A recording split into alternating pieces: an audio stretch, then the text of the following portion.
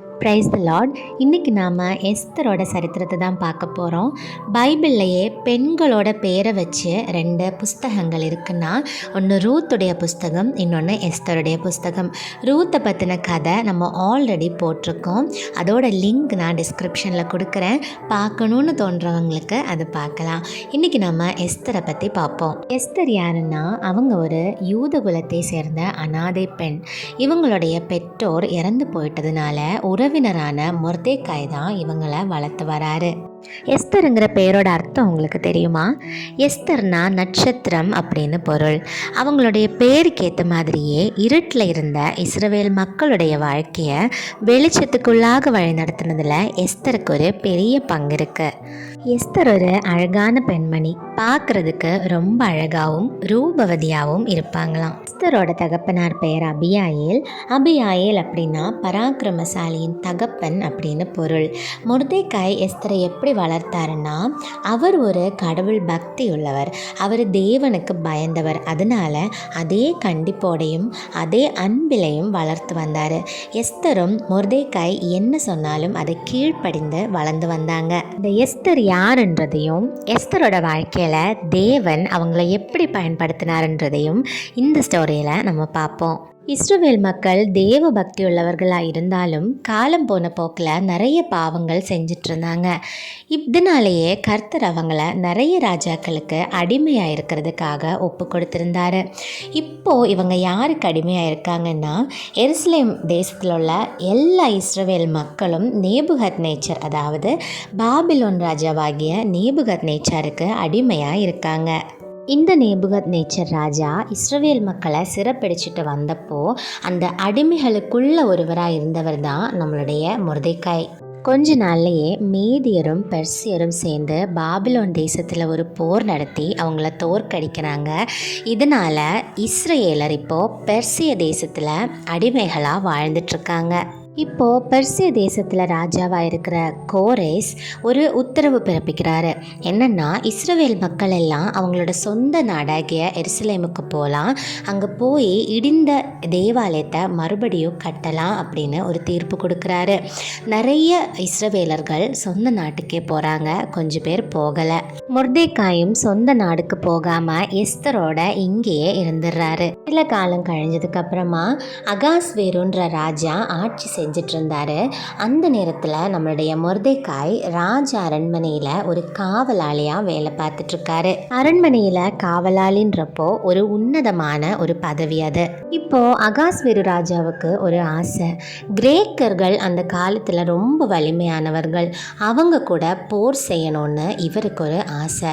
இந்த யுத்தத்துக்கு தன்னோட நாட்டு எல்லா மக்களுடைய ஆதரவும் அவருக்கு வேணும் இல்லையா?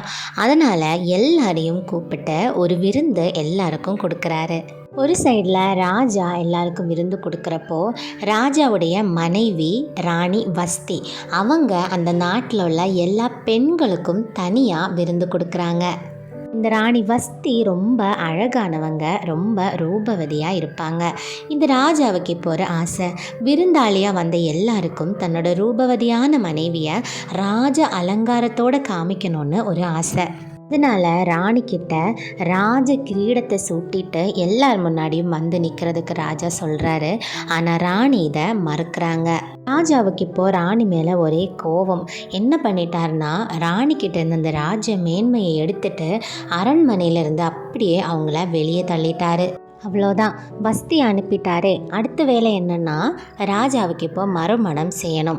அதனால் அவர் ஆட்சி செஞ்சிட்டு இருந்த 127 தேசங்களிலிருந்து எல்லா கன்னி பெண்களையும் வரவழைச்சிருந்தாங்க.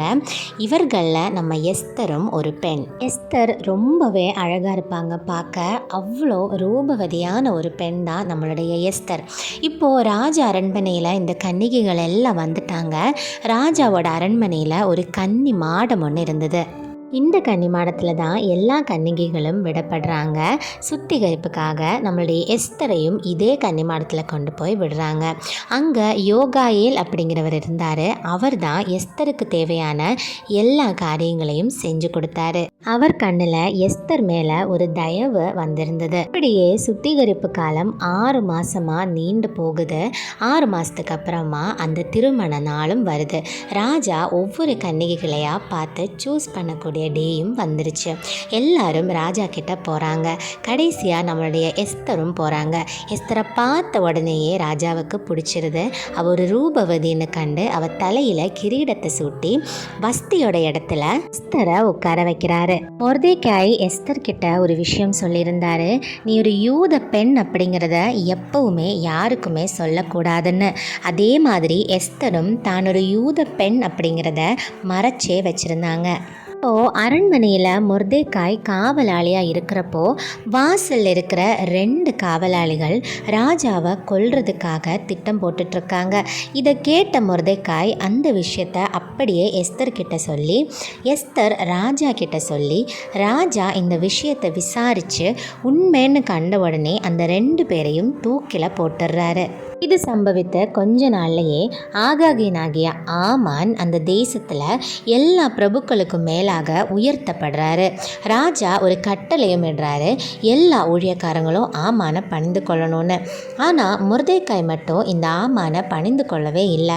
இதனால் ஆமானுக்கு மொர்தெகாய் மேலே ஒரே கோபம். எப்படியாவது இவனை அழிக்கணும் அப்படின்னு திட்டமும் வைக்கிறாரு. அதுக்கப்புறம் யோசிக்கிறாரு, இவனை மட்டும் கொல்றது ரொம்ப அற்பமான விஷயமாச்சு, நம்ம எதுக்கு இவனை மட்டும் கொல்லணும், இவன் ஒரு யூதன் இல்லையா, இவனோட மொத்த ஜனத்தையும் நம்ம அழிச்சிருவோம் அப்படின்னு பிளானும் பண்ணுறாரு. இதுக்காக தந்திரமாக போய் ராஜா கிட்ட உத்தரவும் வாங்குறாரு. இப்படியே இந்த ஆமான் ராஜா கிட்ட உத்தரவையும் வாங்கி இந்த ராஜ்யங்களில் இருக்கிற எல்லா யூதர்களையும் அழிக்கிறதுக்காக கட்டளையும் போடுறாரு. ஆதார் மாதம் 13ஆம் தேதி எல்லாரும் கொல்லப்பட வேணும்னு ஒரு உத்தரவும் பிறப்பிக்கப்படுது. இது தெரிஞ்ச மொர்தெகாய்க்கு ஒரே துக்கம். மொர்தெகாய் தன்னோட ஆடையை கிழிச்சிட்டு ரெட்டுடுத்து சாம்பலை பூசிட்டு அந்த அரண்மனை முகப்பு வரைக்கும் போய் கதறி அழுதுட்டு இருந்தாரு. இதே புலம்பல் இஸ்ரவேலர்களுக்குள்ளேயும் இருந்தது. இந்த விஷயம் கடைசியா எஸ்தர் கிட்ட வருது. எஸ்தர் உடனே இந்த விஷயத்தை பற்றி மொர்தெகாய் கிட்ட விசாரிக்க ஆளும் அனுப்புகிறாங்க. உடனே மொர்தெகாய் யூதர்கள் அழிக்கிறதுக்கு சூசான் தேசத்தில் பிறப்பிக்கப்பட்ட அந்த கட்டளையோட நகலை எஸ்தருக்கு தெரிவிக்கபடி சொல்கிறாரு. இதை பற்றி தெரிஞ்ச உடனே எஸ்தர் தன்னோட ராஜ மேன்மையை ஒன்றும் பயன்படுத்தாமல் நேராக போய் தேவ சமூகத்தில் அமர்ந்து அவர்கிட்ட அழ ஆரம்பிச்சா. இப்போ எஸ்தருக்கு ராஜா கிட்ட போய் டைரக்டாக விண்ணப்பம் பண்ணுறதுக்கு ஒரு பயம். ஏன்னா அந்த காலத்தில் ஒரு சட்டம் இருந்தது, ராஜாவோட அழைப்பு இல்லாமல் யாராவது அரண்மனைக்கு உள்ளே நுழைஞ்சிட்டாங்கன்னா ராஜா தன்னோட செங்கோலை நீட்டாமல் போயிட்டாருன்னா அவங்க அன்னைக்கே கொலை செய்யப்படுவாங்க. எஸ்தருக்கு நீண்ட நாளாயும் ராஜா கிட்ட இருந்து அழைப்பு வரவே இல்லை. எஸ்தருக்கு மொர்தெகாயும் வெளியே இருந்துட்டு ஒரு செய்தி அனுப்புகிறாரு. எஸ்தரே, நீ ஒரு யூத பெண்ணுன்றதை மறந்துடாத, நாங்கள் அழிக்கப்பட்டுட்டோன்னா நீ தப்பிச்சிருவேன்னு நினைக்காத. ஒருவேளை இந்த மாதிரி ஒரு நிலைமையில் எங்களை காப்பாற்றுறதுக்காகத்தான் நீ ராஜ மேன்மையில போய் உட்கார்ந்துருக்கியோ என்னமோ, நீ அதை பயன்படுத்திக்கோ அப்படின்னு சொல்கிறாரு. எஸ்தரும் திருப்பி மொர்தெகாய்க்கு ஒரு செய்தி அனுப்புகிறாரு. சரி, நான் சொல்கிறத நீங்கள் பண்ணுங்க, நேராக சூசானுக்கு போய் அங்கே இருக்கிற எல்லா யூதர்களோட சேர்ந்து எனக்காக உபவாசம் இருங்க. நானும் என்னோட தாதிமார்களோட உபவாசம் இருக்கேன். உபவாசம் பண்ணி முடிஞ்ச உடனே ராஜா கிட்ட போய் நான் பேச தான் போகிறேன். அவர் என் மேலே பொற்செங்கோலை நீட்டலைன்னா நான் செத்துருவேன். ஆனாலும் நான் என் ஜனங்களுக்காக ராஜா கிட்ட பேச தான் போகிறேன் அப்படின்னு முடிவெடுக்கிறாங்க. வாசத்தையும் ஜெபத்தையும் முடிச்சுட்டு எஸ்தர் இப்போ ராஜாவோட அரண்மனைக்குள்ளே போகிறாங்க. தேவ கிருபையால் ராஜாவோட பொற்செங்கோல் நீட்டப்படுது. ராஜா கிட்டேருந்து கருணை கிடைக்குது. இப்போ எஸ்தர் உடனே ராஜா காலில் விழுந்து கதறி அழுகலை. அவங்க ஞானமாக என்ன பண்ணுறாங்கன்னா ராஜாவையும் ஆமானையும் விருந்துக்கு அழைக்கிறாங்க. அடுத்து ராஜாவும் ஆமானும் சேர்ந்து எஸ்தர் கிட்ட விருந்துக்கு போகிறாங்க. அன்னைக்கு விருந்து முடிஞ்சு திரும்பவும் விருந்துக்கு வர்றதுக்காக எஸ்தர் அவங்கள அழைக்கிறாங்க. முதல் நாள் விருந்து முடித்த ராஜாவுக்கு தூக்கமே வரல. தூக்கம் வராதனால நைட்டு உட்காந்து கால சரித்திர புத்தகத்தை வாசித்து பார்க்குறாரு. அவரை வாசிக்கிறப்ப தான் அதில் மொர்தெகாய் இன்னைக்கு காவலாளிகளை பற்றி எஸ்தர் கிட்ட சொன்ன விஷயத்தையும் மொர்தெகாய்க்கு இவர் திருப்பி ஒன்றுமே பண்ணலைங்கிறதையும் தெரிஞ்சுக்கிறாரு. ராஜா மொர்தெகாயை நம்ம கனப்படுத்தணும், அதுவும் ஆமானை வச்சு கனப்படுத்தணும்னு முடிவும் எடுக்கிறாரு. அடுத்த நாள் விருந்தும் வந்துருச்சு. அடுத்த நாள் விருந்தில் எஸ்தர் கிட்ட ராஜா கேட்குறாரு, ராஜாத்தியே உனக்கு என்ன தான் வேணும், உன்னோட விண்ணப்பம் தான் என்ன அப்படின்னு கேட்குறாரு. உடனே எஸ்தர் தன்னோட மனசில் இருந்த எல்லாத்தையுமே ராஜா கிட்ட சொல்கிறாங்க. ஜனங்கள் ஏற்கனவே நிறைய வருஷங்களாக அடிமைகளாக இருந்துட்டுருக்காங்க, அதை கூட நாங்கள் தாங்கிட்டோம். இப்போ என்னென்னா எங்கள் குலத்தையே மொத்தமாக அழிக்கிறதுக்கான கட்டளை பிறப்பிக்கப்பட்டிருக்கு. நமக்கு சித்தமாக இருந்தால் அந்த கட்டளையை கொஞ்சம் பின்வாங்கிக்கிறீங்களா அப்படின்னு கேட்குறா. இந்த ராஜா அப்படியா, இதுக்கெல்லாம் பின்னாடி யார் இருக்கான்னு எஸ்தர் கிட்ட கேட்ட உடனேயே எஸ்தர் ஆமான கை காமிச்சு இந்த துஷ்டன்தான் இந்த சதி திட்டத்துக்கெல்லாம் காரணம் அப்படின்னு காட்டி கொடுக்குறாங்க. இதை கேட்ட உடனே ஆமானுக்கு ஒரே பயந்து போய் ராணி உட்கார்ந்துருந்த கட்டிலேயே போய் விழுந்துட்டாரு. இதை பார்த்த ராஜா, ஏன் கண் முன்னாடியே என் மனைவியை பலவந்தப்படுத்துறியா அப்படின்னு கேட்டு தன்னோட படையாளிகளை கூப்பிட்டு இந்த ஆமான் அங்கிருந்து தூக்கிட்டு போக கட்டளையிடுறாரு. அடுத்து நடந்த விஷயங்கள் எல்லாம் ரொம்ப ரசிக்கப்படத்தக்கவைகள். என்ன நடந்ததுன்னா, ஆமான் மொர்தெகாய்க்கு பிளான் பண்ணி வச்சுருந்த அந்த 150 முழ தூக்கு மரத்தில் இந்த ஆமானே தூக்கி கொலை செய்யப்படுறாரு. இஸ்ரவேல் மக்களும் கடைசியில் காப்பாற்றப்படுறாங்க. எஸ்தர் ரொம்பவே ஒரு ஞானமான பெண். அவங்க இந்த பிரச்சனையை கேள்விப்பட்ட உடனே ஓடி போய் ராஜா காலில் விழுந்து கதறி அழுது அந்த மாதிரி எதுவுமே பண்ணலை. முதல்ல அவங்க போய் உட்கார்ந்தது தேவனோட சந்நிதியில். மொர்தெகாயால் தான் ராஜாவோட உயிரே காப்பாற்றப்பட்டது. ஆனால் மொர்தெகாய்க்கு எந்த வெகுமதியுமே கிடைக்கல. ஆனால் அதை பற்றி மொர்தெகாய் கவலைப்படவும் இல்லை, அதுக்காக கஷ்டப்படவும். எஸ்தர் கிட்ட இருந்தும் மொர்தெகாய் கிட்ட இருந்தும் நம்ம நிறைய விஷயங்களை கற்றுக்கணும். நம்ம பண்ணுற விஷயத்துக்கான பலனை நம்ம எதிர்பார்த்துட்டே பண்ணக்கூடாது. அதுக்கான பலன் கண்டிப்பாக நமக்கு நம்மளுடைய தேவன் ஒரு நாள் தருவார்.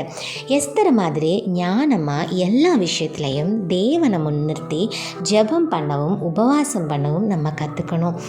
எஸ்தர் நினச்சிருந்தா தன்னோட ராஜ பதவியை பயன்படுத்தி இருக்கலாம், ராஜா கிட்ட போய் அழுதுருக்கலாம். ஆனால் அவங்க பண்ணது ஜெபம் பண்ணாங்க, தேவ சந்நிதியில் போய் உட்கார்ந்து உபவாசம் பண்ணாங்க. இந்த விஷயங்களை தான் நம்ம எஸ்தர் கிட்ட இருந்தும் மொர்தெகாய் கிட்ட இருந்தும் கற்றுக்கணும். அனாதையா எஸ்தர் மொர்தெகாய் கிட்ட வளர்ந்து அடிமையாக வாழ்ந்து கடைசியில் ராஜ சந்நிதியில் பட்டத்து ராணியாக உட்கார வைக்கப்படுறாங்க. அதுக்கப்புறமா தன்னோட ஞானத்தாலையும் தேவன்கிட்ட இருந்த தன்னோட அந்த உண்மையுள்ள இருதயத்தாலையும் தன்னோட ஜனத்தையே ரட்சிக்கிறாங்க. எஸ்தர் மாதிரியே நம்ம எல்லாரும் ஆகணும். அதுக்காக ஜெபம் பண்ணுங்க, அதுக்காக உங்களை நீங்களே ப்ரிப்பேர் பண்ணிக்கோங்க. கதை எல்லாருக்கும் பிடிச்சிருக்கும், புரிஞ்சிருக்கும்னு நம்புகிறேன். கதை பிடிச்சிருந்தா ஒரு லைக் பண்ணுங்கள், கண்டிப்பாக சப்ஸ்கிரைப் பண்ணுங்கள். அடுத்த வீடியோவில் உங்களை பார்க்குறேன். Praise the Lord. ஆமென்.